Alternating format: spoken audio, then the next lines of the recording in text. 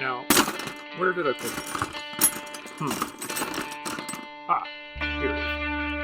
Welcome to the Toolbox, where my guests and I discuss the tools they use every day to manage life, trauma, and everything in between. It may not be applicable right now, but it's another tool for your toolbox. And I hope you enjoy. Hey everybody, welcome back to Tools for the Toolbox. I am Chance Burles, as you know, and I have another outstanding episode for you here. We're going to kick it off with the same way I always do it, with one question. Who are you? And tell me a little bit about your background. My name is Joe Rocky Rockburn. I was with the Patricias, 1st Battalion in Calgary in the later 80s. From there, I went on to, as an armed guard, as probably most soldiers end up doing. Had my time with that still, diddle-daddle in that, on a ranch north of Calgary, about an hour north. Wouldn't trade it for the world. Had one hell of a crazy upbringing and brought me into the military. We'll discuss that whenever you want to. Oh, absolutely. We'll get into that in a little bit. So you're working, how long were you in the military for? For just over 3 years. I wanted to stay longer, and you know the way the Army works, and I came from, like I said, the projects and stuff like that. So the Army gave me that structure I looked for my whole life. Never had that. And the biggest thing of not resigning, I always want the airborne. Tim Turner, everybody knows Tim Turner. I went through with Tim, and we're still brothers to this day. I love that guy. And he went off. He's awesome. Left us, obviously, up to the airborne. They took him right away. The super soldier is gone. And it's like, damn, what do I do now, right? So I kept trying the whole thing. I wanted my jump course. And now I have an uncle that served with RCRs, and I went through Korea and stuff like that, made a career out of it. Being I was still a pig-headed kid, guy, still young, wouldn't give me my airborne course. They're playing the game with me. I didn't realize they're playing a game. I had games played on me all my life, right? Hate games. And it was like, no, I'm not giving me a jump course. Did every other course on me, even a small arms coaching course. Loved it. Where's my jump course? Came up to signing. Mr. Rockburn, all you got to do is sign here 5 years. What do you mean 5 years? Yeah, and you see what? I'll get you your jump course for 5 years. I got to wait for. They said, well, no, you'll do 3 years with the airborne. I said, well, I'll tell you what. How about I sign 3 years with the airborne, give me my jump course, and I'm good to go. No, we got to do the battalion stuff too, and we'll worry me. At that time, I had trust issues, right? Yep. I said, no, I'm going to go back out and sit in life and try it out. I should have stayed though. I had a similar issue. I went through, you get that little chip on your shoulder, right? You're like, I fucking know what I know what I'm supposed to be doing. I know what I want. Give me what I want. Yeah. But you don't realize is that your leaders are trying to develop you into something more and add things on top of that. And that I got offered my counter IED course at one point, and they were like, I was like, I don't want that. And I'm like, well, why not? I'm like, I don't want to be a bomb suit bitch. Because I wanted my HB course, but I didn't see the link between if I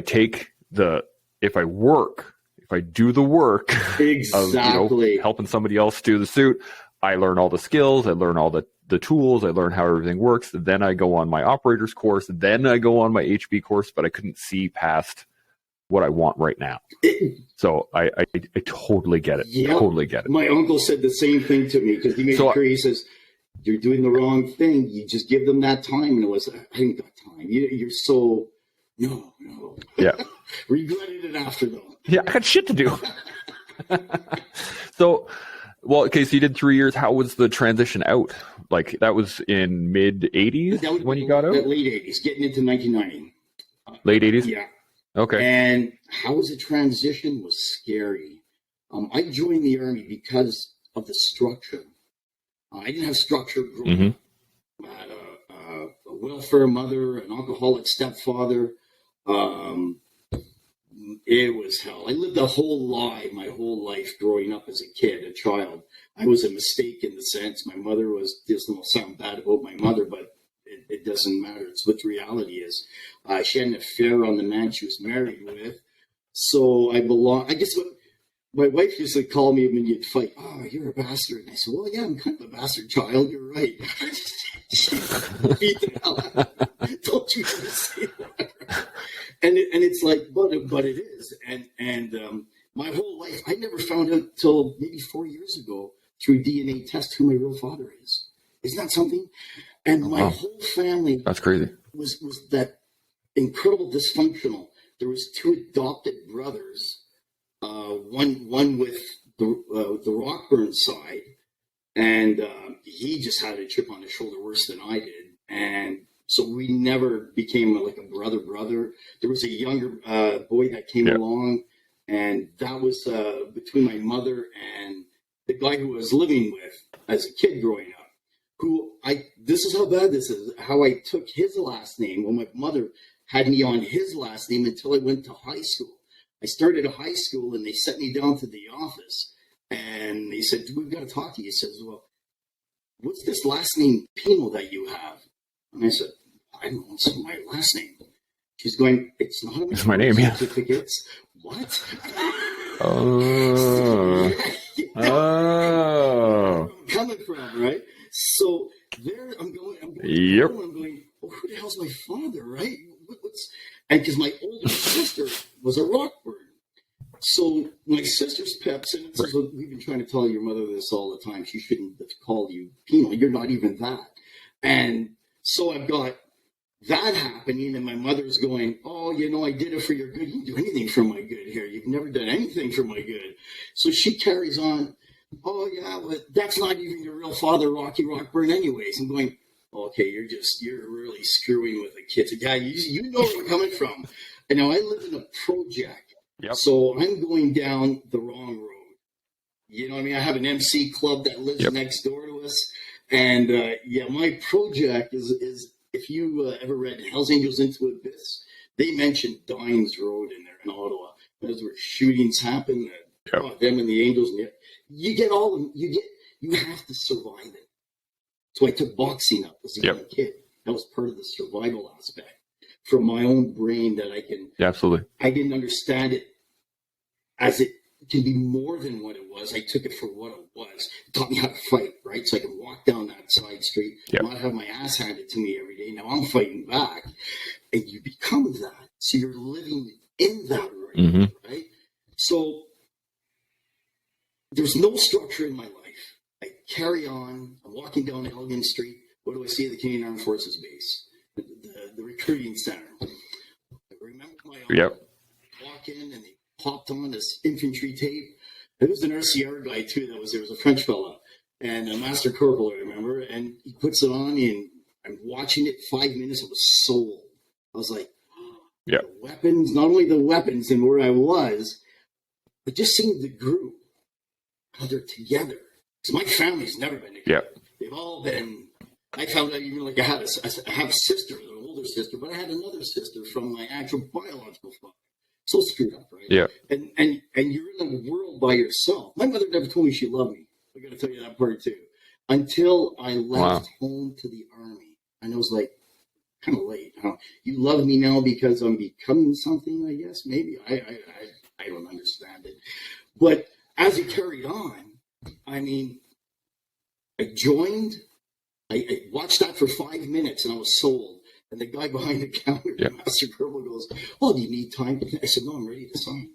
And he's like, let's do it. Sign now? Do you want to not think about this? I said, you have no idea what I need. I need this. Because if not, I don't know where I would be today. Jail, some criminal record or whatever. And so that transition out scared me. Because, no doubt. And honestly, when I got out, I didn't know what to do. The Army was there for you, right? And then I was doubting what the hell's going on. Like, I found a boxing club still. I managed to box while I was still in the Army, which it was really weird. They didn't allow that. And Warren Parker. Yeah, they didn't let me do mine either. Yeah. So Warren Parker was the warrant in C Company, and he was a boxer. Loved it. He loved boxing. He said, keep going. Go seek one out, which I did, Inner City Boxing Club. You probably know Ken Billinghurst ran that. And Ken loved me. He's like, wow, you can really fight. I said, well, yeah. Because I was still, I learned, when I first started, I was a slugger. All I wanted to do was hurt people. Alan Parslow, who was trained under George Sylvain, took me as a kid. He said, "Man, you got speed. I love speed. I got speed. I'm rocking people's heads." And that guy taught me speed. I couldn't believe it. And then Muhammad Ali was on the picture, and I was in love with Muhammad Ali. Who wasn't, right? He was coming from nowhere, and I'm like, I could do this. Next thing you know, I'm sparring with all the pros and everything and stuff, and they're trying to get me signing pro contracts. And I'm going, I got a good buddy, Greg Cale, that became the welterweight champion of the world, or pardon me, of Canada, I should say. Oh, wow. And he came out of Ottawa. Yep. And man, we hung out together all the time. But that guy was washing dishes and everything for survival. And that's when before I jumped the army, and I was going, I'm not going to go down that tour. But I love the sport because it took me out of there, out of that home environment, that I can go somewhere and be with others, right? And most boxer guys have an issue. They've got a chip. Yeah. And they want to get it out, right? And they love guys like that because you're going to go and fight because in front of me is my stepdad, you know, like you're not going to beat nobody again. It ain't going to be me, you know. And I'm pounding that guy, and they love that stuff. But well, that's the thing about youth, right? Like, is that if you don't have a direction, all of that energy builds and it builds and it builds, and you just start looking for ways to get rid of it. And so, you know, martial arts is great. I did martial arts most of my life. Boxing, I didn't do boxing. I took, I've done some karate, I've done some kung fu, I did taekwondo with my brother for a while. I'm now into jiu-jitsu. Nice. Like I've run the gambits, and they're all fantastic. And I've got my kids started in jiu-jitsu now. Just, again, it gives you that outlet, right? It just drains that energy. But if you don't have it, then you're running around the streets, spray painting stuff, breaking cars, just breaking stuff. You're trying to do something with that energy. It's just... Yeah, and if there's a gang, right? Yeah, because there's no direction. No. There's just it's just energy, and it's just all over the place. The wrong avenues, and totally, absolutely. And you're hanging out now with the wrong guys. You know, they like it because you're a fighter, and they're like, "Oh, hey, come hang with us." And it's like, all right. Yeah. And I used to have my mom send me clippings of these guys that are gone to prison. And go, isn't that who you used to hang around with? And I'm thinking, aren't you the one that put me in that spot? And you're questioning me? Oh, yeah. There was no love in my family at all for either one of us. It was so dysfunctional. And it's funny because the transition out from that, I was seeking still for something else. And I had the boxing. The boxing was great. Taught me the speed and stuff. But it's still, you know, it puts that tool like a Mike Tyson, right? Dangerous guy walks around and Mike still needs help. We all know that, but he's breaking it through with his conversations now. Now he's a stand-up guy, and I think that's really helped him. Expresses it out, his life and stuff. He's definitely going the right way. And what I did, since you're an Alberta guy, I hunted for something different because I was doing kickboxing back at home at Al Parslow and stuff. And being here, I did the inner city boxing, kept it up. I'll always be thankful to boxing. Totally. It was part of the saving grace for me. And I met a guy, Dan Ratano, Filipino martial arts. I started, he was the very first one to bring it to Alberta. And this is back in those early 90s. There's nothing like it. And I walk in. Back in the day. The journey, brother. Oh, it changed my life forever. And so I meet Dan, and he's like, he loved my boxing because they do Panatukan, which is kickboxing in a sense, and they use the feet. Mm-hmm. You probably, most martial arts will look at Filipino arts like, what is so cool about it? And the structure of the footwork and whatnot have you, right? And it's very close to boxing. They do like a triangle, and with their footwork, with the knives and the sticks and whatnot have you. And I was able to immerse into that.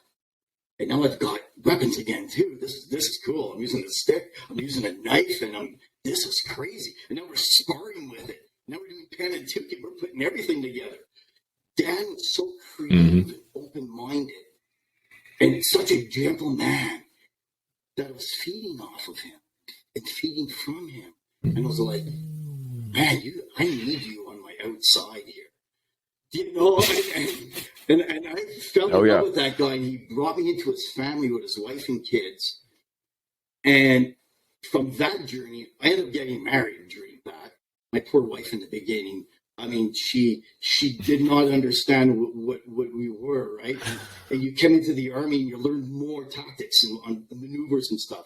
On our honeymoon, the poor woman, we're in Hawaii, and you probably do the same thing. I can't sit with my back to the door.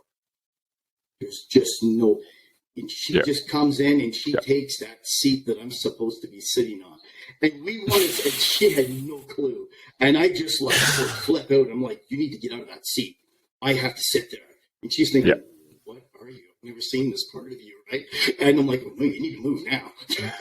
And after she realized it's for my protection and yours, I got to see what's coming through the door. And I'm still that way. And we can go anywhere, and she obviously knows, oh, he's going to sit with his back to the door. That's how we're trained, right? And even in martial arts that you train and stuff. And with Dan Rattano, in that time that opened, we ended up venturing to Richard Bustillo in Los Angeles, California. One of mind-changing individuals. He trained with Bruce. He was one of the original students. He trained with the Olympic boxing team, was their coach. He brought my boxing to a whole nother level. And with the Filipino arts, we had the Dose Pari from Cebu coming over. Kako Kenyati, this man was the last man that fought with knives. And incredible man. And Richard was such a, I cried. He died 4 years ago. Such an open-minded man. He knew where I came from. He was a boxer to begin with, and he had struggles in his life. And that guy would open you up and take you in and try to set you the right course. He was a sheriff as well on the side.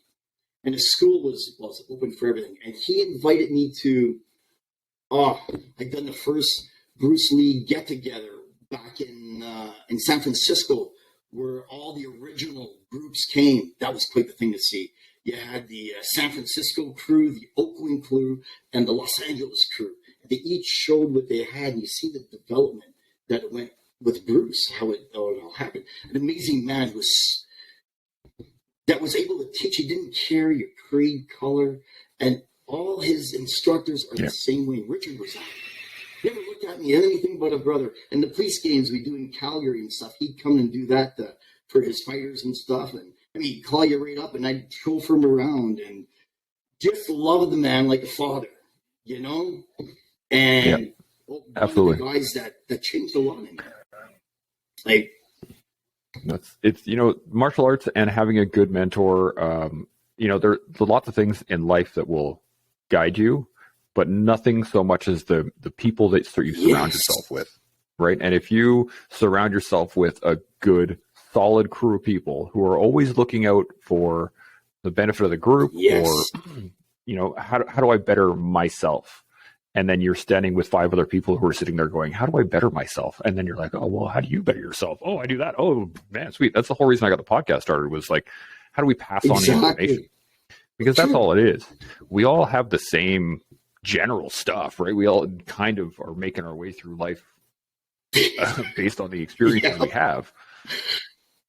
But then to share that knowledge, that's what I love about being an instructor, right? Like, before I left the Army, I was an instructor, and I loved seeing the aha moments, I called them, where you could see the light bulb click, right? Where someone goes, oh, you're so right. They get the concept, and you're like, same thing working with horses, same thing working with people, same thing working on the pod, like everything.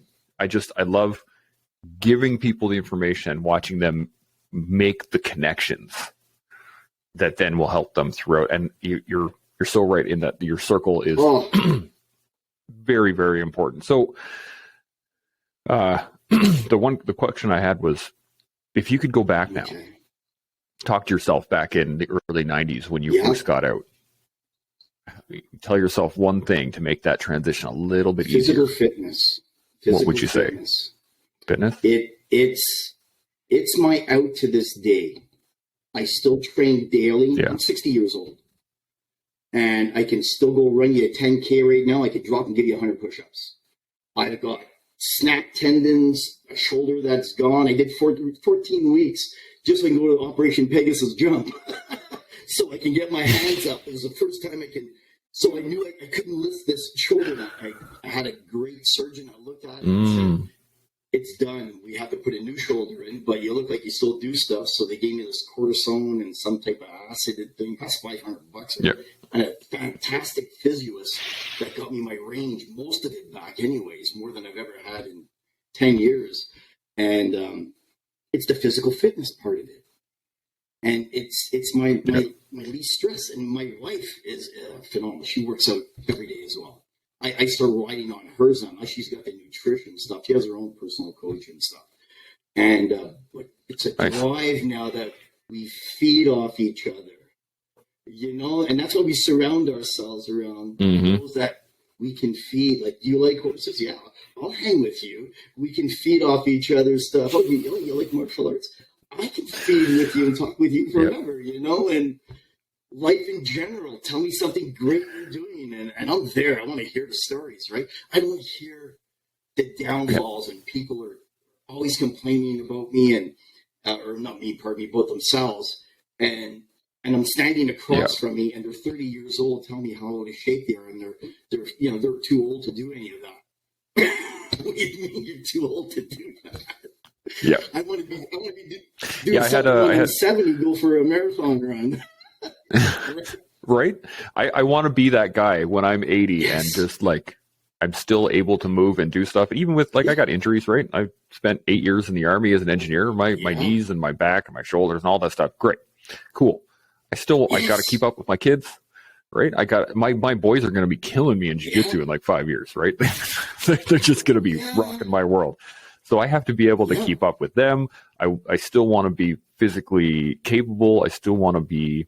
I mean, this is all part of the growth outside of the military, outside of in just general life. That, to me, a lot of the guys get out and they lock themselves in, right? We both know tons of vets, and so many of them they still reach out to that you're trying to, when they're ready, right? Because I find if they're not ready, you're pushing it, they seem, and then they're going to push you away. So the best thing you do is you hang with them, you know, as much as you can, as much as they'll let you, really. And when they're ready for that, because being in shape, the first thing I'll always get from one of them is, wow, like what do you do? I do weights. I love bodybuilding. And I said, that's phenomenal. Anything with physical fitness. I did Spartan races. Loved them until I snapped my last tendon. And it was like, okay, I gotta. It's depressing. I'm gonna do something else then. Do you know what I mean? But that's physical. Yeah. You know what I mean? I want to fight again too. At 60, isn't that something? I was set to do it again. I fought 2 world championships in the Filipino martial arts. The first one, it was over in I think it's 4 seconds flat. When you learn John Fun and stuff to your footwork, we changed Callie's footwork. We brought boxing in and John Fun in, so there's that straight blast. And I hit that American man just with everything, with the cage. But when it came in with the stick, the elbow came in with it. Right in that mask. And he was down. He was down. And of course, they're freaking out, right? You're out. And my instructor, Dan, at the time, I love that guy. He looks at me first. He says, okay, we're going to play the game with them. Move your feet around. Move your feet around. They ain't never seen anybody move your feet like you. So I'm doing that little dance, a little shuffle. And I got the stick and I'm bobbing with it and stuff. And the guy's looking at you. He's scared. Okay, Rock, blast right out that top and take him out.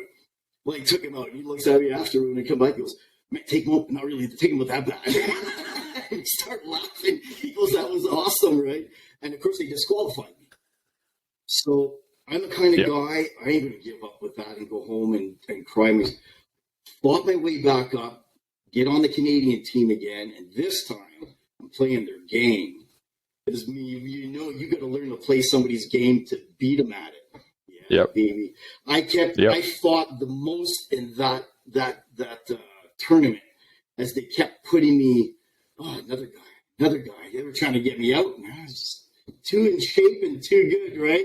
Up to there, so I ended up taking the most valuable fighter in the tournament of the world. I was like, yes, finally. Nice. And then they tried to do it again just before COVID. There was in Cebu, they were having the Worlds there, and COVID stopped the whole thing. And I thought, hey, I'm going to do this again. You know, that's the thing. As we get older, everything is physical. Everything is physical fitness.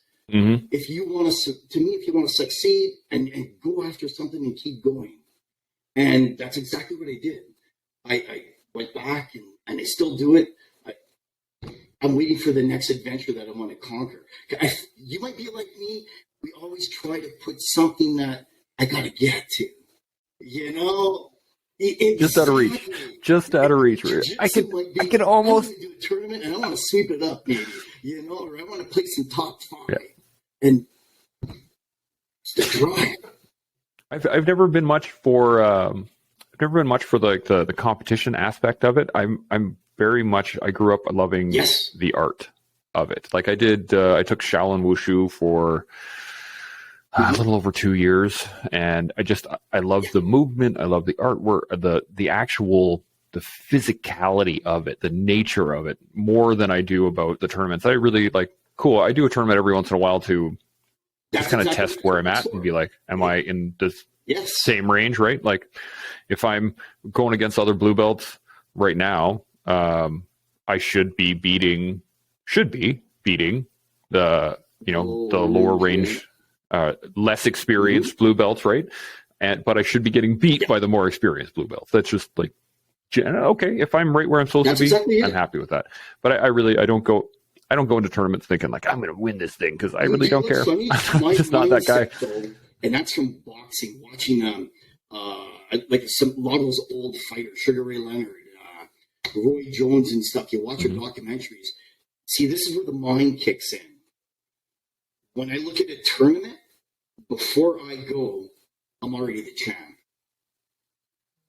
And what it does is gives you that edge. I truly believe, and that's what, like with doing anything, if somebody wants to get into bodybuilding or what they want to get into powerlifting, how much is the biggest weight somebody used? Now, what can you do as an amateur or a pro if you go down that road?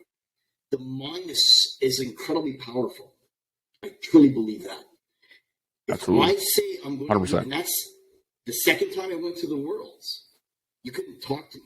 I was a champ. I walked up that morning and I went for a run. My wife will look at me like if I'm setting a goal to train for something, it's not coming out as winning and being the best. It's beating myself. Do you know? That's the key. And that's why absolutely. I look at when I say I'm going to be the champ, I'm usually telling you I'm going to be the champ. And I truly believe it. And you can change my mind. I could be losing the first 2 rounds of that, and there's a third round left. Well, I'm going to disarm you or something. I'm going to do it. And that's, my mind will not last. Now, when I lose, I then accept it, because I accept where I'm at. That's the trick, right? If you can always think that you're that next stage. And I have this great story. I was in basic training, and we were doing push-ups or something. I don't know. We like, you know how you do lots of push-ups, whatever, right? So we were sitting there in the push-up position, and the instructor was wandering around and asking people like, what do you want to be? Like, what our trades are going to be, right? Because, and he's like, what do you want to be? What do you want to be? And, you guys be like, I want to be in infantry. I want to be in this. I want to be in the Navy. I want to be like, whatever, right? And he finally got to me and he was like, what do you want to be? And I was like, I'm going to be a combat engineer. Yeah. Right? No doubt about it. No hesitation. This is what's happening. And throughout my training, there was never a point where I was like, oh God, I don't think I'm going to make this. It was always just like, what the fuck are we doing here? More than anything, right? But there was never the doubt of finishing or getting the trade or getting the cap badge or getting that next stage, because I knew as soon as I got there, I've already passed this. I just need to spend the time here, right? In my mind, I was already done. And it's very key. But the trick is when failure happens or you watch someone else half-ass it and still get to where you are, to be able to rein that in, because it's all ego, right? It's all just sitting in the back of your head going like, oh, you're better than that guy.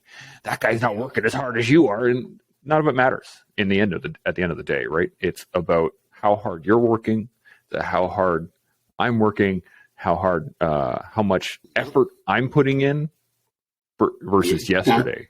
That's the only battle. Because then when you go back to the gym the next day, I'm going to work on this part.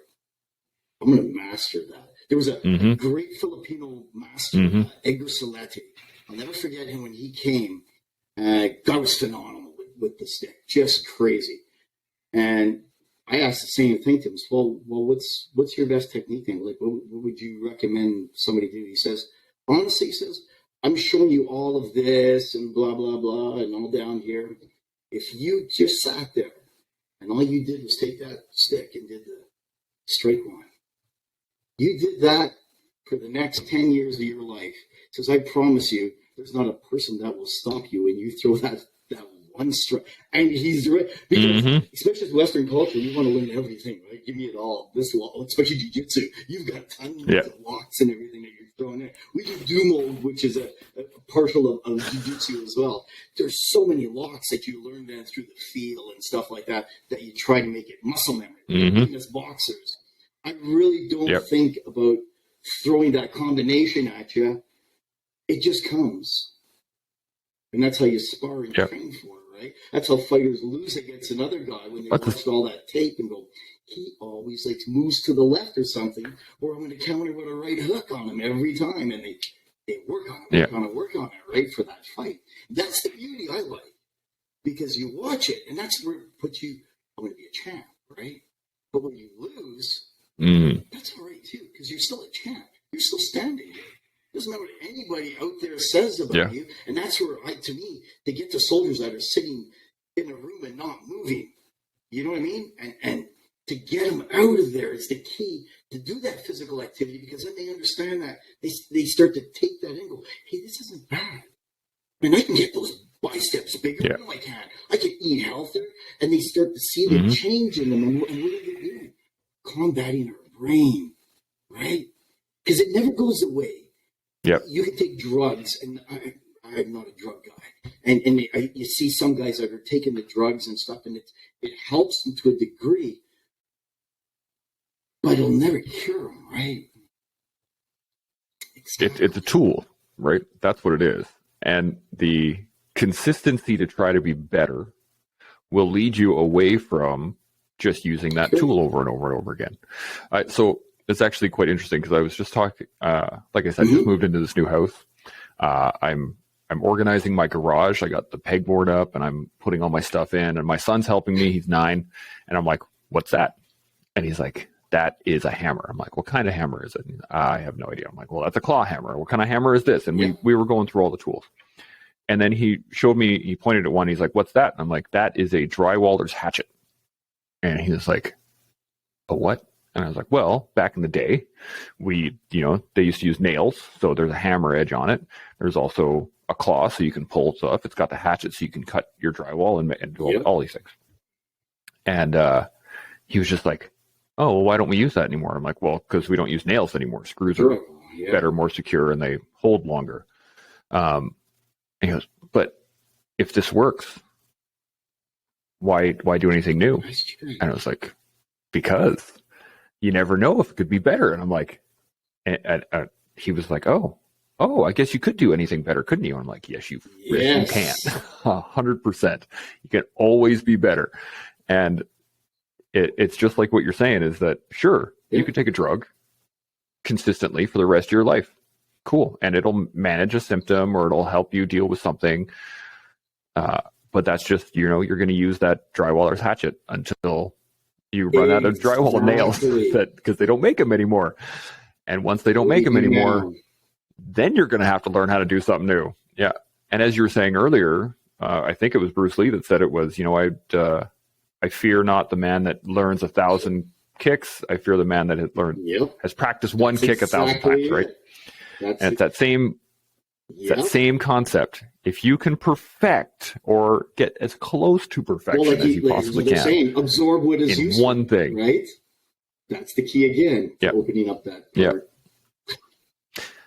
I had my school has something really cool. Actually, we have Master Silvio Bering is a freaking something 8 degree coral belt, super high up there. Anyway, and he comes down, he does our grading, every 6 months. So he comes up from Brazil, and you get to ask him questions, and he runs a seminar afterwards, and you get to actually train with him.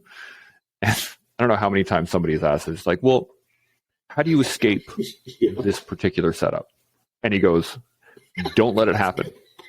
And you're like, well, like, yeah, okay, I get it, but how do you get out of it? And he's like, no, just don't let it happen. So another time I was like, I'm having trouble with this throw. How do I fix this? And he's like, do it properly. Oh, shit. Thanks, man. I was saying, I like to train guys that are already like black belts or something. I like to look for with their maybe weekend, right? And stuff like that. And kids I always seen, they're not even kids, adults I've trained want to go from that A to that Z in a week. And you say, well, you still haven't focused on that punch right or that snap, whatever we're doing with the weapon or the fist, right? And it's you have to get that first before you go get A, B, C down before we're going to play with D. Because if you don't get that structure right, it's all just nothing. Then great teacher of mine, Alan Parslow, way back when he was the one that taught me I had speed. I was, like everybody knows, 70s Bruce Lee thing, right? He did Wing Chun, right? And he says, well, come.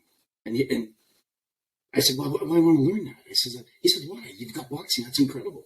You don't need to learn. I said, yeah, but didn't Bruce do it? He says, yeah, Bruce left that. He totally left that. And he went on to another thing. Instead, he's doing like sticky hands and stuff like that, and just trapping and boxing in and stuff. And so I'm still, because I'm still young, and I didn't realize how fortunate I was to have some of my teachers in my life at that point. And he's the first guy that ever believed in me. The boxers love me for my power because they made clubs and club fights, and you're fighting, they're making money, right? And he's the first guy who believed in me that I had talent. He says, okay, go pick a Wing Chun school. And I said, okay. I found one down on Somerset, I think it was. Let's go. He said, yeah, I'm going to come with you. So this guy is coming out of his way. He's teaching me a lesson. You walk in and he says, okay, before you walk in the door, I bet you there's a big Bruce Lee picture there. And he says, Bruce Lee never wanted his name to be thrown around and used as a product to sell. And I said, oh, yeah, there's a Bruce Lee picture there. And sure enough, there's a big picture of him. We go in, and these guys are doing that. I'm not putting down anything Wing Chun. There's some incredible Wing Chun guys out there that are phenomenal. This guy happened to not be. And so he's doing the whole thing. He starts the course, and they're doing some kind of chow or something, I don't know, whatever they were doing. And we're watching it, and he says, okay. And the guy comes over to teach. Says, hey, you guys want to join? I said, no, we're just watching. We're just watching. And meanwhile, the guy that's with me is just an incredible fighter, right? And he's going, and he's so humble about it, though. He doesn't wear anything on his gear, nothing. His face is a little messed up, but that's who he is, right? From all his battles. And so he says, the way you're going to tell a school if it's good or it's bad is the sparring. Let's wait for the sparring. All right, let's watch the sparring. Well, these guys put on gloves, and it looked like a cat fight. Their hands are failing everywhere. And he looks at me as they're doing it. He says, you see the instructor stopping him any time? I said, no, not at all. He says, so what have they learned? They just spent doing drills on some type of arm movement and block. Is he stopping them to incorporate it into the sparring? Not at all. So they learned nothing. I said, you're right. He says, have you seen enough? Yes, and I'm sorry I doubted you ever. I'll never doubt you again. And I took that advice when I started my own schools, working with Dan and teaching and stuff. We spar, and it's funny. The new guys and stuff would all be afraid of you at the spar with you first, and I'd be like, no, I'm not here to take your head off. I don't need to do that. You don't come at me hard, and I'm not coming at hard. I'm going to teach you what we just learned. And no matter what it is, whether it's the Filipino hands that we're using right now, how we improvise it into the sparring. And when you see that, it becomes that dance, right? Oh, you got it. Nice. You're moving. Now you move from that. Move now. Okay, now you're moving now. Don't. And They learn from it. And then they all want to spar with just you, not themselves, because they're afraid of doing this again. Yep. Right? It's like, no, you need to spar with different guys. Learn that. See what he's from. We're here to watch for you. I'm here to stop it if it's no good. And that was all because of Alan bringing me to that school and saying, yeah, you're right. And I knew from boxing, you don't, there's no... You don't put your hands up, you're going to get punched in the... You don't mess around, yeah. So many times. Yeah. But lesson. I learned this lesson from my shifu when I was doing wushu, and we were doing just like hardening techniques. So like you're just forearm to forearm, bang bang, and it's a 3-hit cycle, right? So you're going forearm to forearm, forearm to forearm, forearm to forearm, and you sit there, left hand, right hand. It's part of your warm up, right? And you pound through 50 of those. And over time, I started to get a little cocky, right? And I was just like, okay. And I was working with my shifu, and he was like, I was coming at him pretty hard. I felt pretty comfortable, and he looked like he was comfortable too. And I was just like, okay, this is, doing pretty good. And I was starting to like add a little bit of power to it. And he just sat there, and he matched my levels throughout the whole thing. So as I started to get harder, he was matching my strength as he was hitting back. And then for like the last one, I think we were like 49, and he just came across and went bang. And I all of a sudden realized that he was like, at no point was I in control, right? He was in control of that the entire way through. And then I was like, yeah, I understand now. And I got the lesson, right? Is that it's his job to correct the information as an instructor. All I'm doing is giving you the information. You have to interpret it and figure out how it works for your body and how you can integrate that into your life and into your fighting.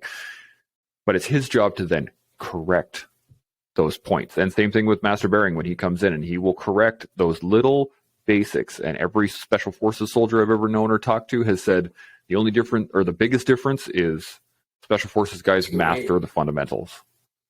Yep. And that's it. Right. And they'll expand from there. Right. But that's the biggest difference between a soldier, conventional versus tier 1.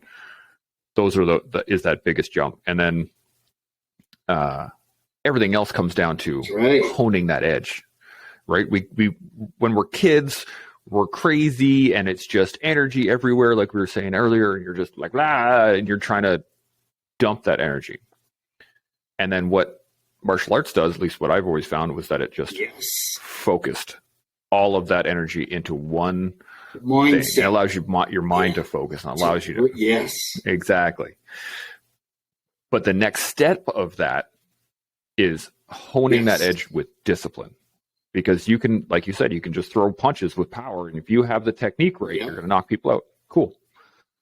But if you don't have the discipline to understand when and where to utilize that, you become a dangerous person on the streets, and you're going down that road again. You're crossing. Well, look at Mike Tyson, and you're going to. And your teacher has a lot. Rick Lacy was one of the guys that opened me up to that, and saying, Rock, you don't need to go that side anymore or nothing. You're where you're at. Put yourself around, and his whole school were like that. All the guys they trained were just, and you become part of that. And that's another part of the structure, right? Mm-hmm. And when you become part of that group, again, it felt like it was back in the Army again, right? And you're marching and you look around, you got guys to the left, to the right, guys behind you, got a C7 in your hand, and it's like, man, I could take the world on. And it's the same way when you're in that martial art environment. Yep. And your buddies you're like, it really is. Guys are incredible fighters, and you wouldn't know it. I remember my earliest form that made me think about that as I got older was Bill Silverfoot Wallace. You must remember him. That guy was a phenomenal fighter in kickboxing. He had fought one leg. It was a 70-mile kick. And believe it or not, you'd read up this guy, and he'd do 3 kicks off the one. And it was on Wild World of Sports. That's how old I am. Mm-hmm. It was on TV.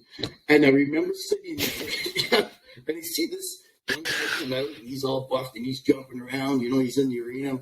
And then now comes this guy wearing glasses, partially bald, got a jacket on. He looked like he fit, but he was just his own little strut walk. He's coming up to the thing going, oh man, this guy in the ring's going to kill this guy. I had no idea what I'm about to watch, right? This guy takes his jacket off, and he puts it on the side like it's time for business now. Takes his glasses off, his reading glasses. So I'm thinking, oh, this should be good. Well, man, was I shocked. And was the guy that he was fighting shocked when he was picking himself off the canvas. And it was like, look how cool that guy was. How, and you come to learn that. Even your martial arts, walk down the street. What guy are you going to fight? Are you going to fight the guy that's, he's walking, he's confident about everything wrong? Or that guy that's slumped over, he's just like, trying to pretend he's a gangster or something. And it's like, nah, I want to fight that gangster. I don't want to fight that guy that's calm and cool because he is into himself, right? He's aware of who he is. Yeah. Well, there's that old quote like when chaos strikes, look for the calm ones in the room. They're the ones that are fixing to break shit. And just like, because I mean, this is one of the greatest parts was when I think it was my first firefight in Afghanistan when I kind of realized there was no hesitation. There was no like, oh my God, what do I do? Rounds started coming down range, and rounds started going down range. Like it was just, they were coming up range, we went down range, and it was just on. And every single person on the line, it was on. And there was no doubt about it. There was no thought about it. There was no, oh my God, what do we do? We need to run. No. That's the incredible mental kill these fuckers. Just give it. And that, you got to key that. It's, the key is to find that mental state to those guys that can't get back into reality with us, to make that mental strategy into them that they can do it. Well, see, here's the issue with that, and at least from what I've learned over the years, especially with the advocacy and podcasting and all this stuff, was that the issue isn't so much that edge needs to be utilized; it's that the outside needs to be softened. Right? We always have those skills. As long as you're training, you'll have those skills available. But you need to soften the edges so that you're not smashing everyone around you. And for me, once I had an issue when I first got out of the Army, I had PTSD and major depressive disorder, and I still struggle with those, but I'm doing much better now. But the first issue I had was I found a doctor at the OSI clinic, and him and I did not work together. And I saw him for about a year. Everything got worse and worse and worse and worse and worse. And finally, a friend of mine was just like, you do know you can just go see whoever you want, right? As long as they're Blue Cross covered. And I was like, what? Oh, shit. All right. And so I immediately looked for a trauma specialist. And then I saw that she did equine therapy. And I was like, wow, that sounds good. I like horses. Like, let's do this. And I saw huge leaps. But what it came from was softening those edges. That's what I love about horses, is that it forces you to soften those edges. The same thing about, martial arts masters, right? They're the calmest people. They're so chill because they're absolutely confident in what they're able to do, and they're completely humble in their fact that they're there to learn, right? Shit happens. Okay, cool. We'll deal with it, right? There's no issues. How did you find horses initially? And then talk me through figuring out that patience. Of course, at first, when you see a horse, I've always loved them. Never owned one. Never rode one, and obviously where I came from. I went to in Calgary off of Country Hills Boulevard. There used to be a guy there. What was his name? Mike. I can't remember his last name. And him and his wife, Dawn, had a little horse trance thing. And my whole goal in life as a kid was to be a cowboy. I just wanted to be a cowboy. And so I met them, and they were super nice. And he says, yeah, we can teach you some stuff here. We can, get you maybe to start colts or something like that. And scared as hell, and still combating in my head that I don't know, you can't just go and do it, right? It takes time. And back when you're younger, where I grew, it was like, you don't have time. You got to do it now. You know what I mean? It's a big transition to go from to wait. And I bought a colt That was my original arrow. And I remember phoning the guy. I bought him off of 9th Avenue in Calgary. There used to be an old auction house. And I walked in. You know where it was at? I remember where that is. And there was an auction going. Yep. I don't know what an auction is like back then. I'm looking, and there was these 2 little colts running around, just babies, right? And I look at one guy and say, wow, those are cute. He says, yeah, those are Arab, a little Arab girl, a little Arab boy there. And I went, well, how do you get one? What are these guys doing? Like, I had no clue, right? I've never been there. He's going to go see the office in the front and get a card. And the first one sold, and it was like, I think she was $160. And I was like, yeah, exactly, right? And this is going back 30 years ago, right? And I'm like going, I can do this. And I know Mike now, like, here we go. So I go down and ask the lady, how do I do this? She goes, well, do you have a check? Back then, remember, like, we used to have checks with us. It was the only thing that was your stateable thing that you can do anything with. I said, yeah, I got a check. She goes, no, just give me your blank check, and if you win, come back and see me. Okay, so I went out there, and I put my hand up a couple of times. Next thing you know, I bought it for $150. Phoned Mike up, and Mike's going, I said, hey, I bought a horse. And he's like, you bought a horse? Oh, what'd you get? And I said, oh, some little baby. You bought a baby? He says, that's a lot of work, and that's a different training thing. You don't even know how to ride yet. He's like, well, I bought him, and he's like, no, yeah. He knows I'm a gunzo, right? I'm coming to get you. I'm bringing the trailer. Yeah. And the change with the horses became, as I watched him, and we were riding, and he would teach me that old cowboy type of break. They would lunge on there, and I was the guinea pig on the back of the horse, right? Trying to stay on the horse while it's bucking and everything else. Mm-hmm. So he's teaching me that cowboy breaking style, and we're coming along, and it's still, that style is a little rough, right? And I remember walking in off of Blackfoot Trail in 42nd. There used to be a tack place there that this woman used to own. And I walked in, and hey, how you doing? I'm just looking around for stuff, and about training horses and stuff. And I think she could tell I'm totally green at this. And she goes, I know there's this book here, and it's the Pat Burley book. She goes, that's kind of I looked at it, and I'm feeding through it, and I'm going, I don't like that style that they're doing. And she goes, yeah, Joe, I think is it Butterfield or Buttercup? Butterfield. That's up in Innisville. He was a world famous cowboy and stuff. She said he just trained with this guy and said it was remarkable what he was learning. He couldn't believe it. And I went, all right. So I bought the book, and I started from there. And next thing you know, I joined the Pirelli Foundation and started taking my training to a whole new level and meeting other people that were, like Ray Hunt would come to town and would not have you. And I learned that there was a different way to train a horse. I can do the violent way with a horse. I'd probably do that no problem and restrain them, you know what I mean? And do that. But I knew, like in my mind, do you want to do that what's been done to you? Probably not. There's got to be a kinder, gentler way. And there you go. And that part truly changed me mentally. It taught me the patience. It taught me inside of myself, because anytime I go out, and I was mad. So you'd still get mad and anger issues a lot of times. And I'd walk to there and be like, oh, I'm going to show that colt what I'm going to do. That colt is gone. He totally knew. And if I had it in my hand, and I not even catching that thing. I said, you're going to do that. Well, he was no, I'm not. And then you realize, well, this animal will teach me a lesson. And he did.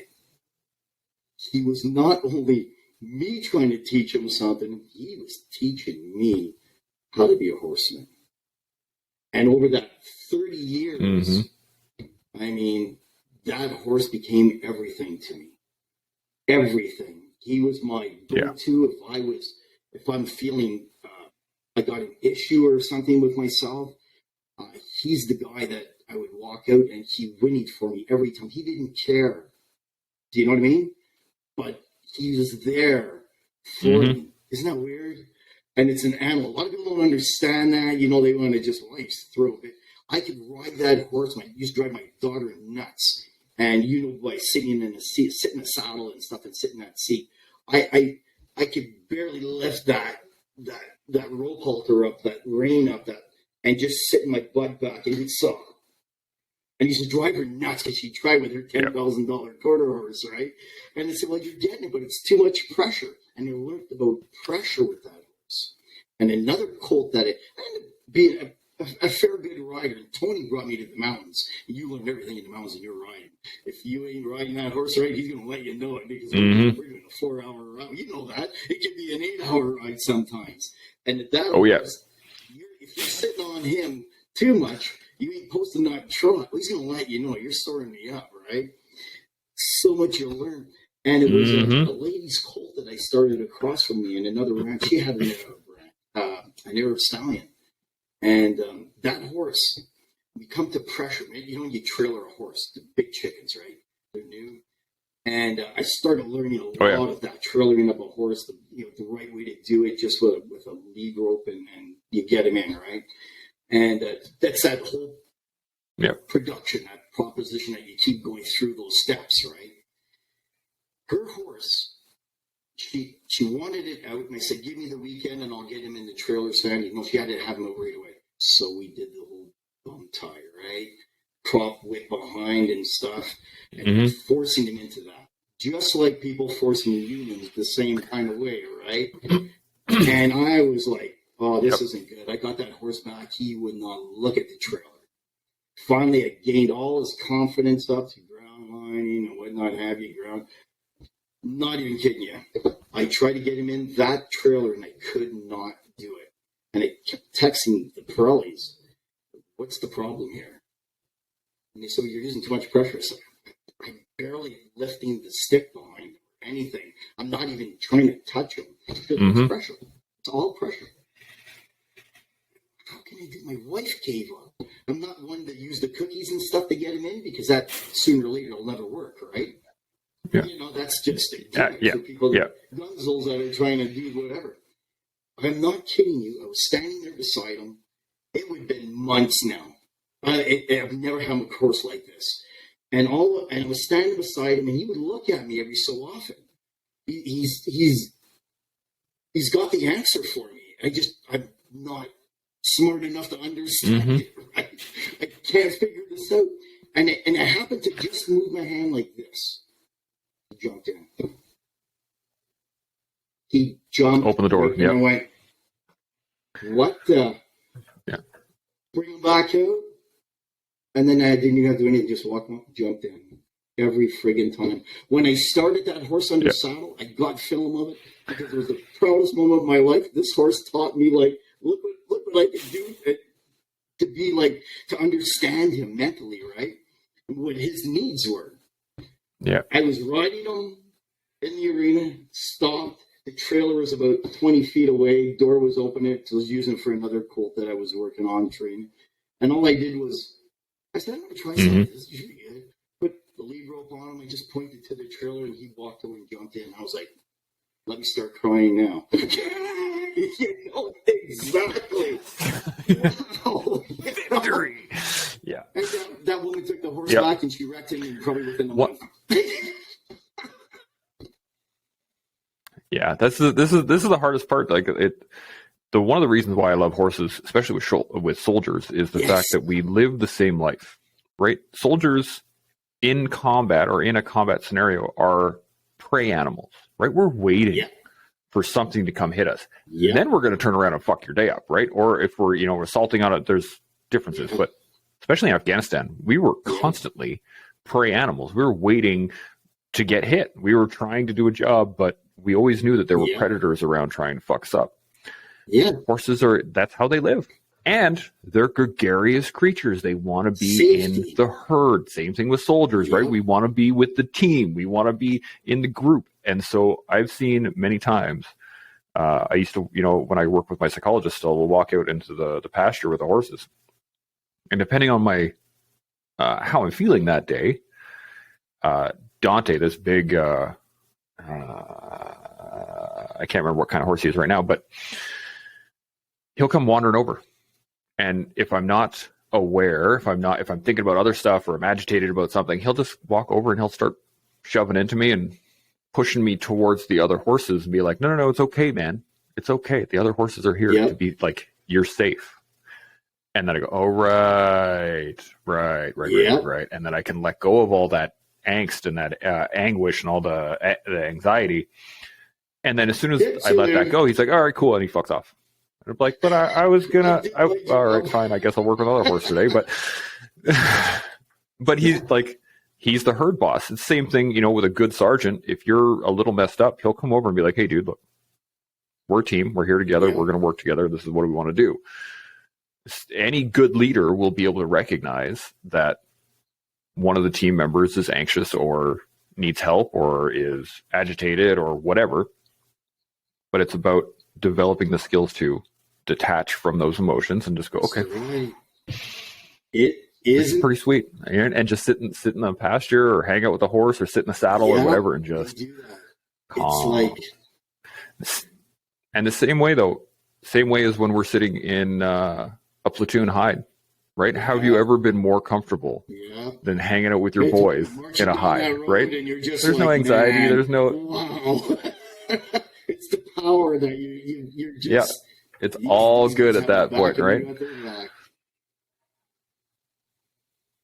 It's and horses, that's how they live. So that's why I always say, especially for soldiers, man, if you have the opportunity, equine therapy or just working with horses, learning how to start horses, learning just the basics of it. You're in there, and you learn that. Oh, I did it too much. Yeah. Okay, is this art? Yeah, there you go. And he'll tell you. Mm-hmm.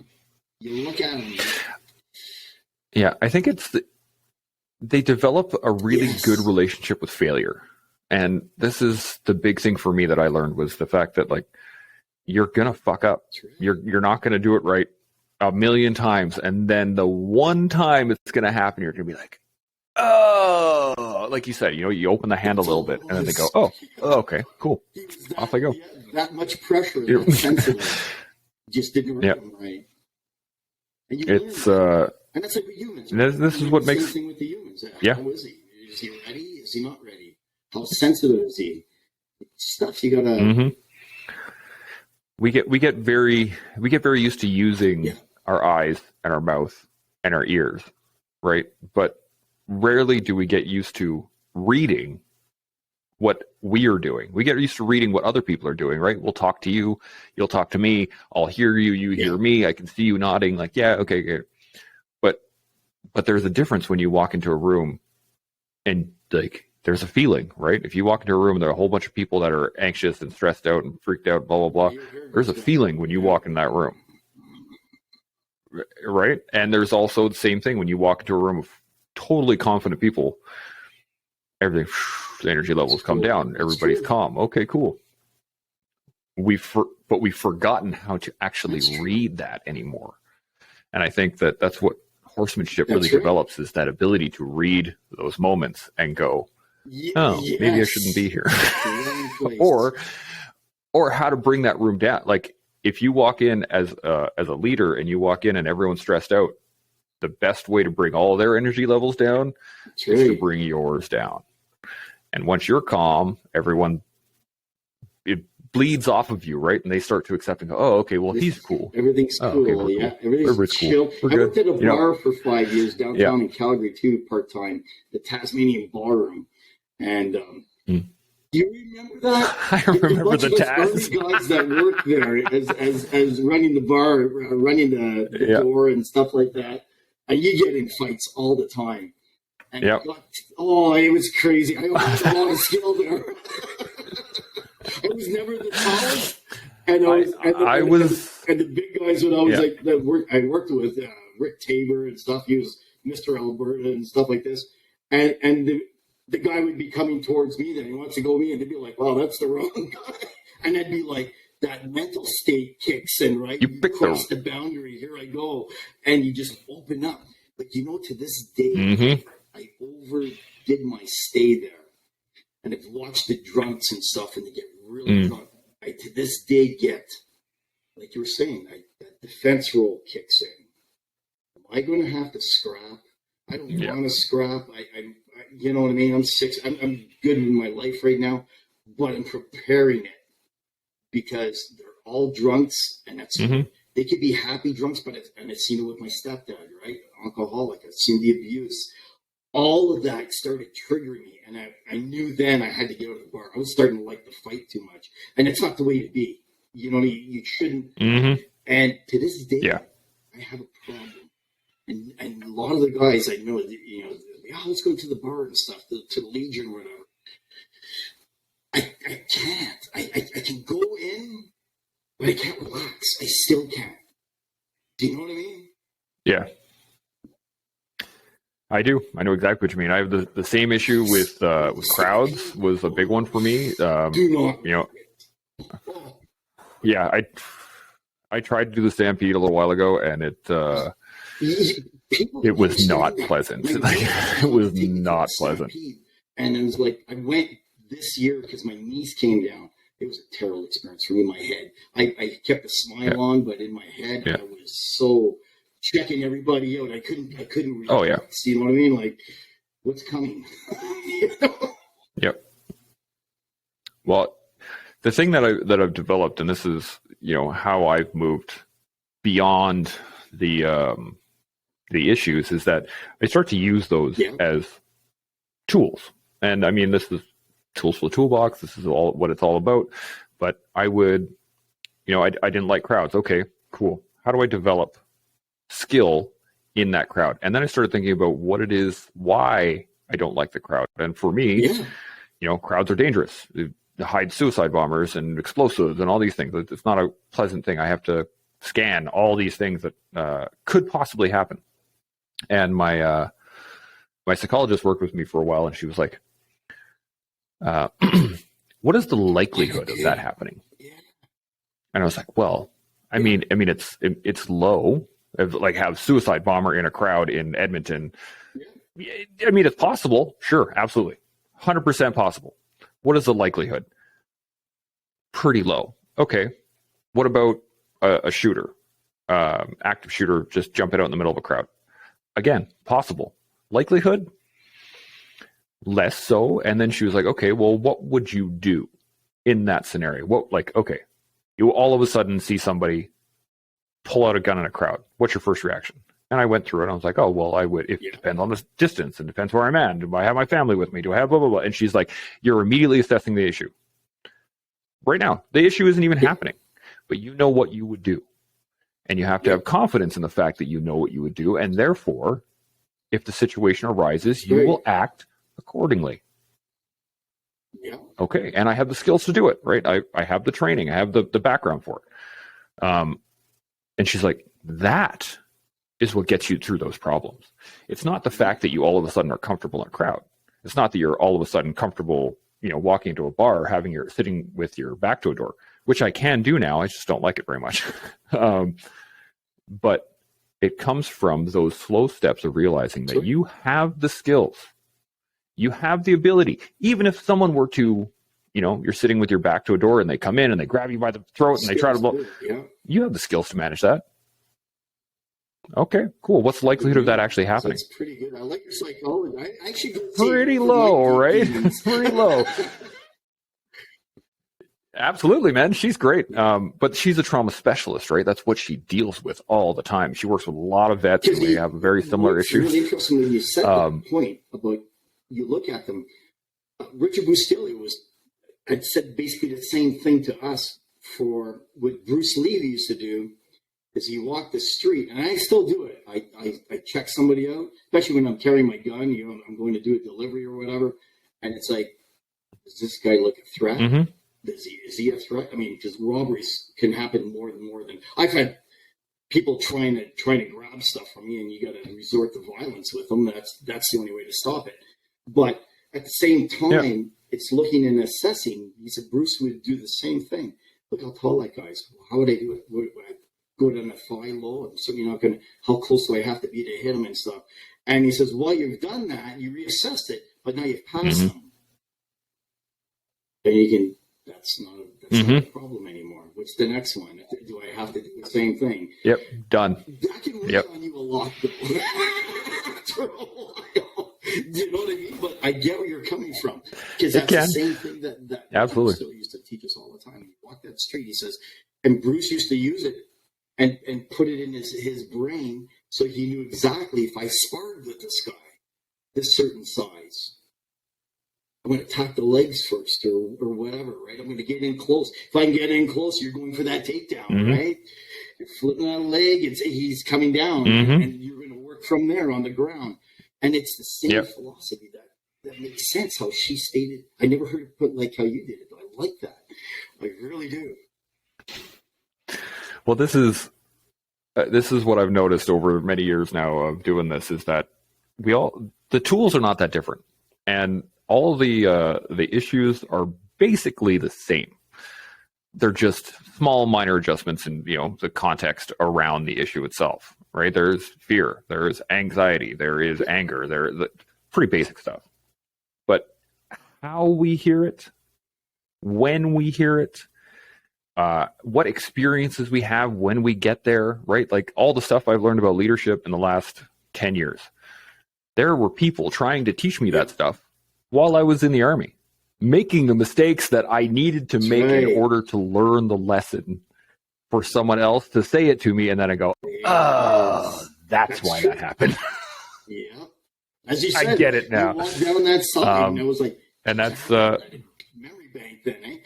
God, that used to come. She's a phenomenal physician. She's really good.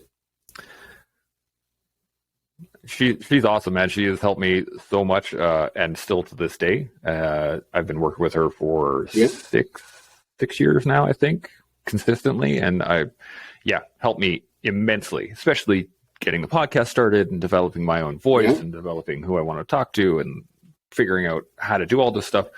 And I mean, I've been wanting to. When I first got out of the Army, when I started working equine therapy with her, I was like, I'm going to start a ranch. I'm going to do equine therapy. I'm going to show it to other vets and how awesome it is and how I can develop it. And I immediately started working on that, went to Olds College and went for an equine science diploma, and realized that was just basically glorified riding lessons. And I was like, that's not what I wanted. But over time, I haven't let go of that. I've just developed a depth of time, right? I don't need to do it right now. I can do it. Yeah. I can build my way there instead of having to have it right now, as we were saying earlier, right? We build exactly, is that you have to have the depth of time to really develop the skill set. And while I'm at it, I get to espouse the benefits of it. I can talk to you about it. I can talk to other people about it. I can recommend it to these people and say, hey, you should do this. And I can reach more people right now than I would be trying to grind through starting. I initially wanted to start my ranch in May of 2020. That was the plan, which would have gone poorly.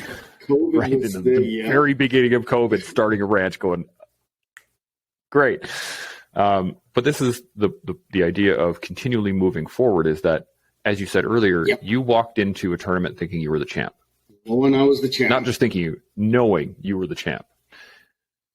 Had you lost then, that doesn't mean you're not the champ. It just means you're not the champ. Champs lose all the time. Losing, one thing I always learned, losing made me a better fighter, because I would go back, why did I lose? That's the key. You always have to ask you the questions. Because if you don't ask the questions and you just go away angry, you didn't learn anything. Most world champs that are out there have lost fights galore. As either amateurs or a few as pros. There's not many that are superhuman, but there is some. But that would be the guy you'd love to fight. Oh, I'd love to do it. Oh, I lost to a superhuman fight or whatever. You know what I mean? But yes. It's all about failing upwards. For instance, I have prostate cancer. And I've had it for, I don't know, 5 years now or whatever. Fighting it's awesome. I mentally was destroyed when you hear somebody say that to you. Because then you're looking, and you're looking, and you're trying to understand it. You're not sleeping. Your mind is going elsewhere. I'm not even training anymore because I'm thinking, what is the use, right? Yeah. And it was the click on myself and those around me that are positive thinkers that, like, are you going to let that going to bother you? And you talk to yourself the most, your inner head, right? That spot that fights everything that's wanna coming out. And it started talking to me. I wasn't sleeping at nights, and I was going, Yeah. you've got, how long do you have? You could beat this. It could be in submission, which it is. And he says, for the next 20 years, why are you just delaying on it, right? And I did. And I pulled myself out of it. And I almost went to see somebody about it because I was like going, this is really bothering me. And I was able to lock it in the back of my head, right? And there's a couple of ex-army, I won't mention his name or nothing because he went through something too. And we totally clicked with it because it's like, yeah, how's yours going? How's my, blah, blah, blah, right? And I was able to totally take it again and lock it away. It was not until my nephew, they told me that he had it. And his spread to the bladder, which is really bad. I don't even know where he's going to end up. But that affected me. It brought the emotions, which stuff triggers us, right? And then it was to fight it back. And it took me about a month. And physical fitness, hammering those weights, picking up that stick and hammering Bob, the builder guy you got, and it started mentally helping, getting over my horse and back out and taking this other horse that I've got. Mentally, it's brought me back again, right? Will it trigger again? It might. I went through two autopsies or biopsies, pardon me, and they were terrible. Like I wouldn't want to wish anybody on it. And you think to yourself, okay, but I survived that. I can. And now I'm on a every 6 month thing. Where's your blood count? My blood is high. Yeah. My PSA levels are like in the 8s. It touched into 9s and 10s is usually maybe surgery. I don't want the surgery thing. That freaks me right out. I like being who I am. Do you know what I mean? In that sense, I'll do everything to not get that. And I started to understand, well, why are we not doing anything? And it's because it's the blood flow, I guess, that's going through you. And there was a doctor that really explained it well to me because I was panicking. I said, why are they not doing anything here? And he said, no, that's what's running through your blood system. But your level is high, but it is still contained at where it was. He says, and that's all you got to worry about, he says. And I said, well, and I've since then taken it and I bury it. So when I come across anybody else that has it, prostate, it's like, you can't beat it. It used to be the total number one man killer. I said, but it can be beaten now. And it's a matter of being strong enough to do it. Physical fitness, eating healthy, and I've combated it down to that. I sleep incredible at night now because I've locked it away again. If nice. You get to lock away stuff, we all have to. You know what I mean? It's talk about yes and no. So I open that up and let it go. But I mean, they slay the dragon, they get back, and okay, we don't have to make it an issue right now anymore. So go back there, and that's to me, it's that physical fitness again. I go run it off, and I forget about it, and it's like, I'm worried about my breathing now and stuff, and It's that tool for you, right? And that's the thing is that everyone has the tools that work best for them.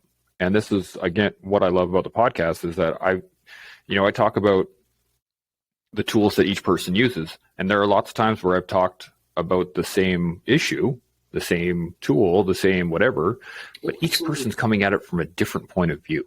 Each person that has their own experiences that they get to play into it and why physical fitness works so well for them. Which is great because somebody else out there has been like, well, I've tried everything else. I don't really have. Okay, well, I guess I'll try fitness, right? Because that's that next tool. Oh, I'll just give that one a shot. Making you feel good and that's the whole. And that's what I mean. I just did that extra. I feel good. I feel strong. I feel okay. I can battle everything, and it gives you that output, right? And. I think a lot of us would rather go out with a fight, regardless, right? Rather than just succumb or just drop to your knees and say, okay, well, I guess this is happening. Fuck that noise. I'm gonna go down swinging. That's the thing, and Guys that Yeah, have lost absolutely. that, they just need to find it again. To me, and I think that physical fitness, it's going to Yeah. help them start to love yourself again, right? You know what I mean? Yeah. Yeah. And it doesn't need to be it doesn't need to be weights. It could be climbing or jujitsu, which is a big one for me. Fucking love it. And whatever. Not a boxer. That was not for him. Got into jiu-jitsu. Loves it. And it when my wife and I first started talking about kids, I was like, there's some things I don't care, boy or girl, I'm going to teach them. They're going to learn this very easily. Martial arts is one of them. Shooting, tracking, hunting, the basic, how to survive in the wilderness, how to build a fire, these kind of things. Basics. Because in life, life is chaos. And shit happens. Shit happens all the time. So be prepared for it. If you're prepared for it, I had this discussion with a buddy of mine Tuesday I was recording, and it was we were talking about that if you've never done any sort of mechanic work on a vehicle ever, and all of a sudden you're on the highway and you blow a tire, that is soul crushing. It is mind blowing. You have no idea what to do. All of a sudden it's high stress and oh my God, blah, blah, blah, and it can become very traumatic very quickly. But on the other hand, if you have learned how to change a tire and you've experienced having a tire blown out from under you while you're on the highway, and this is just, I know what I need to do. It's not really like it's frustrating, right? Fuck, I have to deal with this tire now. God. But it's like, all right, whatever. And you get out and you start fucking working. And then it's done. And then you get back in your car and you're wet and you're tired and whatever, but you're back in your car and you're off, you're moving. Whereas that other person is just sitting there, still freaking out, hasn't gone anywhere, and now you have a flat tire, no idea what to do, and you're reliant on someone else helping you. And that's where we learn to help ourselves, right? And it's a big thing in teaching people to help themselves and going down the right paths. And it's people we need. I truly believe it. There's those individuals in our lives that change it for us and put us on that course. And it's like, no, you need to go this course. Trust me, you don't want to go down that course. And you're like, really? Okay, well, let me dabble in it. Yeah, you're right. This is the course I should be doing, right? This is the trick, though, is understanding that that's right. We cannot make anyone do anything. And all we can, I've said this many times, all I can do is show you the door, right? I can say, hey, try this. If you don't want to try it, well, sucks to be you, right? Cool. Figure out what you need to do, right? You can only be with somebody and you can't force anybody. If they don't want to do it, they don't want to do it. But hey, I'm doing it for you. But if when you decide you want to try it, and it's a feel that I might be able to do it, I'm going to help you. And if I can't, I'm going to find somebody to help you. Yeah. Hey, I know a good gym. You want to try jiu-jitsu? I got I got the mats out here. Let's go try it out. That kind of stuff. So we've been rolling for a little bit over an hour here, brother. I can't thank you enough. First off, this has been outstanding conversation. Really appreciate you being on here. Any final thoughts on physicality, martial arts, horsemanship, anything that we haven't covered so far? Anybody is out in life. We all do that. Traumatized. One thing I never even mentioned to you before, I even tried to commit suicide as a kid. And that's how my life was. And when I look back, and people I meet, and even my kids are like, one of my daughters, and she's like, how do you? That's amazing what you do and stuff. I don't see that. You know what I mean? And I don't understand that. And people are, hey, Rocky, you've done this and doing this. And to me, it's just, what do I do to live and to be life, right? And they're going, well, that's so. But I always look at them then in return, and it's like, well, you can do that. You can.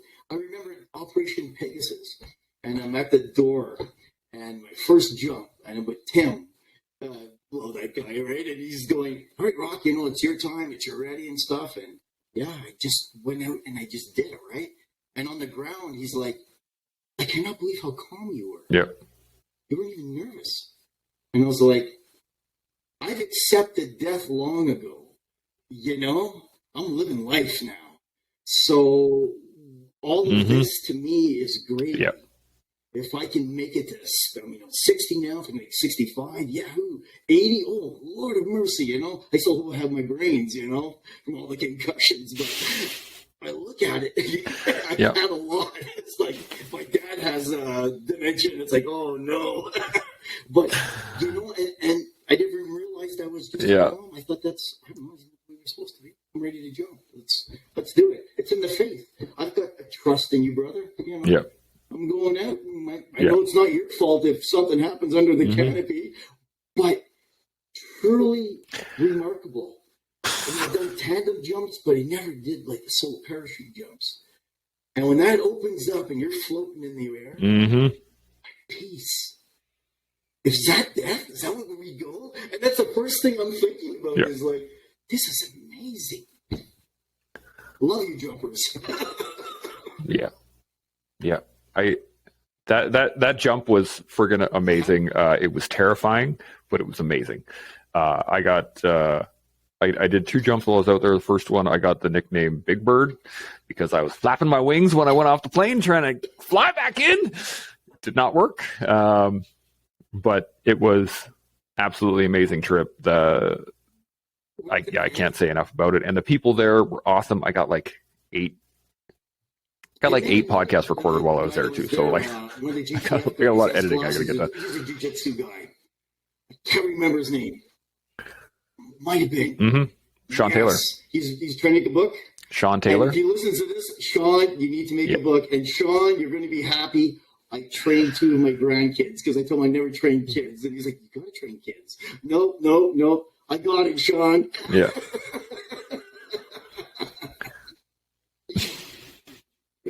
He's awesome. I clicked with him. That was the first. Guy. He's so cool. Yeah, he's. I had never physically met him until the jump, and I've been talking to him online for probably I don't know, year and change now. Maybe not actually. I think 7-8 months, something like that. Doesn't matter. But so absolutely cool dude. I've, so like I said, I've met some pretty wicked people through this podcast. That it has been just everything is chill. Yeah, he's a hard dude though, man. You are cool. Yeah. It. I wish I could have stayed longer. I wanted to be there for the whole 3 rotos and really podcast with everybody there, but my wife and kids became a bit of a priority, right? I have to kind of, hang out with them on my vacation. Just a little bit. He was a corrections officer, so yeah, no, it was nice, sweet. Okay. Yeah, there's so many. Just walking into that place was absolutely outstanding. Just the fact that it looked like a little fob, and there was, the diesel from the generator, and the sandbags, and the sea cans, and it was just. They'd come up and go, Rocky, and I'm like, yeah. And they can't remember their faces, right? I'm like, don't you remember me? It's Peter. Holy shit! No, you used to box guys in your room. I used to do that all the time. I used to come on in, challengers. I remember you always in the challenging, giving boxing matches. And I said. Went home, I slept that. I went, no, I know we are. It comes out of the memory. Yeah, Peter, I got you. Yes, yep. Yeah. I think there was 4 or 5 people I met there that were on tour with me in Afghanistan that I didn't know ahead of time. So I was just like, this is wicked. But I'm sure we could talk all day. It has been so. Absolutely. I'm always down to go for a ride. First question I had, though, was, do you have social media? Do you help other people out? If anybody wanted to follow you or find you, how would they do that? Those secluded guys, right?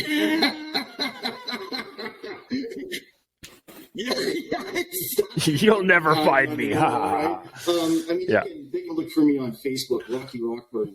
Yeah. It's actually Rockburn Rocky. And they can click on some of the guys' sites. So I'll be a friend on like Tim's site and stuff like that. And through word, I guess a lot of people will bump into me and go, hey, you guys are train this, or What can you teach me in this? I like to help. Everything. And I like to help a lot. There's tools for everything. The kids on the streets and stuff like that. I ride with a bunch of veteran group, and there's an indigenous guy on there, Ron, and he's really good. And I said, well, let's get together. I said, let me grab some envelopes, because a lot of them are lost, right? And I look at them, and I think of myself. If I hadn't been boxing, I probably would have been down that range, but I probably would have been wearing different colors on me or something. And it just breaks my heart. You hear about government programs trying to help them, or even reserves that are trying to, and they're just taking the money, and these guys are still just walking the street doing, you don't know where to go. So we thought, we got to draw a ride out of Harleys to local reserves and just stand there, and you know that kids are going to come, right? You got bikes, white guys are wearing colors, and you're going to try to do the whole cool thing. And it's like, oh man, the Army's cool. That's my pull. Because I believe to this day, it wasn't the Army. And it gave me the structure I needed.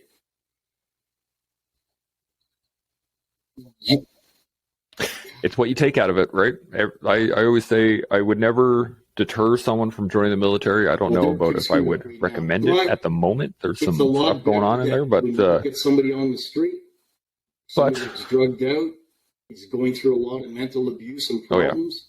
It's a place that they can go to, and it's a structure with other guys. When I went through, probably 80% of the guys came from battered families.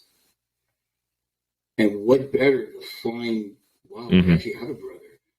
You know what I mean? It's the bond. It's not just the Army made you come close. You know, you still had the fights that happen between guys. It's going to be just normal. But as per se, as you're a combat vet, those brothers sitting alongside of you, and you're going to die for them, or they're going to die for you. There's no stronger love than that. Doesn't matter. Yeah, and you could hate the person. Doesn't matter. And you'd still. That's the Army. Yeah. There were lots of people that I didn't like that I still worked with, and I would give my life for in a That's what I'm talking about for the Army. 100%.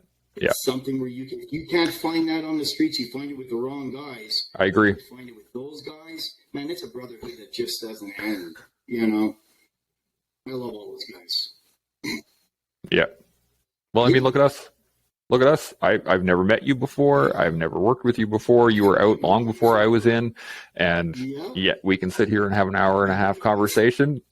And this is the brotherhood, man. This is it right here. We're all together. We're all fighting forward. And I love it. Anyway, we got to let you go. I really appreciate you being on. Again, it has been outstanding. Don't go anywhere, though. I'm just going to turn the recording.